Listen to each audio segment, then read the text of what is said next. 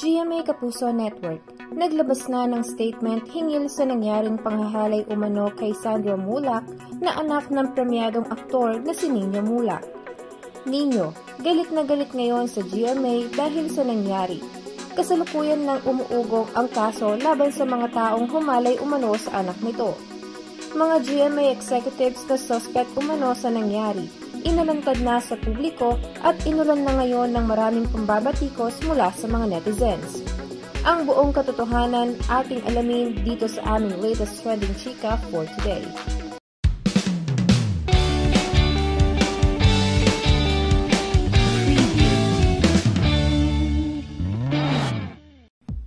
Kamakailan nga lamang ay nabulabog ang buong social media platforms dahil sa pa-blind item ng PEP hinggil umano sa isang newbie actor na muntikan na umanong mapagsamantalahan sa after party ng event of the year ng Kapuso Network na GMA Gala 2024 na dinaluhan ng mga sikat na Kapuso actor at actress.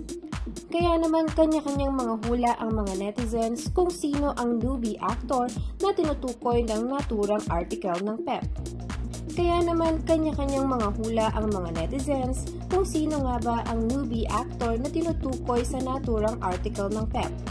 Matapos mailabas ang article, ay naglabas din ng mga cryptic post itong si OG Diaz sa kanyang Instagram account hinggil sa naturang issue.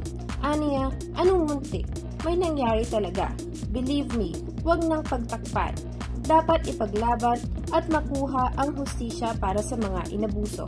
Diyos ko, yung ginawa sa biktima parang nagbabasa ka lang ng Serex sa abante nung araw kung ilalarawan mo. Try to imagine. Basta ang premise, hindi gusto ng biktima ang ginawa sa kanya. Nakikiusap siya na, wag please, hinahanap na po ako ng girlfriend ko. Traumatized. Ang ending may depression, panic attack, anxiety, PTSD ang biktima, kaya madalas mag-breakdown. Matapos nito ay nagkalat na si Sandro Mulak na anak ni Nino Mulak ang naging biktima. Kaya naman naglabas ng statement ang GMA upang tuldukan ang usap-usapin. Ani nila ay nabasa umano nila ang article ukol dito at kasalukuyan na nilang pinag-uusapan ang naturang issue. Online articles and posts have recently circulated regarding an alleged incident involving an artist and independent contractor of GMA Network. We have yet to receive a formal complaint from those allegedly involved in the issue. Should one be filed, the network is committed to conduct a thorough and impartial investigation. We assure the public that GMA Network takes such matters with utmost seriousness. Naglabas din ng pahayag si Nino Mulak sa kanyang Facebook account. Inumpisahan nyo, tatapusin ko. Our family has suffered so much because of the unspeakable and vile acts done to our son. We ask for your prayers to help us muster enough strength and courage to withstand the horror of reliving the dastardly acts of the perpetrators as we seek justice through legal system. Thank you for all your support and kind words and your gracious gift of space. We truly appreciate it. Matapos ang ilang araw ay formal na umanong nagsampa ng reklamo ang pamilya Mulak laban sa dalawang GMA executives. Ito ay ayon mismo sa inilabas na statement ng Kapuso Network. GMA has just received a formal complaint from GMA Network has just received a formal complaint from Sparkle artist Sandro Mulak against two GMA independent contractors Jojo Nones and Richard Cruz. Recognizing the seriousness of the alleged incident, GMA Network has already initiated its own investigation even before receiving the formal complaint, respecting Sandro's respect for confidentiality.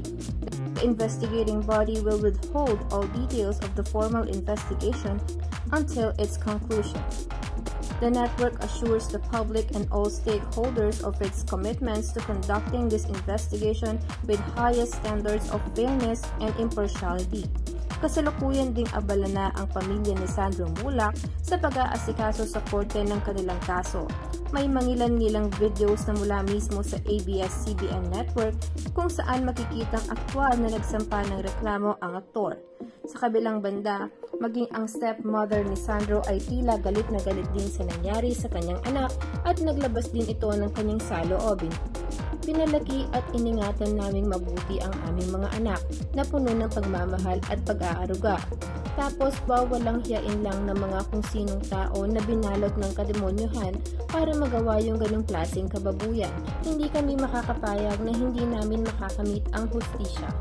Habang buhay nadadalhin ng anak namin ang kababuyang ginawa niyo sa kanya. Wala kaming pakialam kung sino kayo o kung sino ang poprotekta sa inyo. Itutuloy namin ang laban. Mananagot ang dapat managot. Justice should prevail. Thank you for watching. For more trending Chico updates, subscribe and follow us on our other social media accounts, our Facebook account and Instagram account.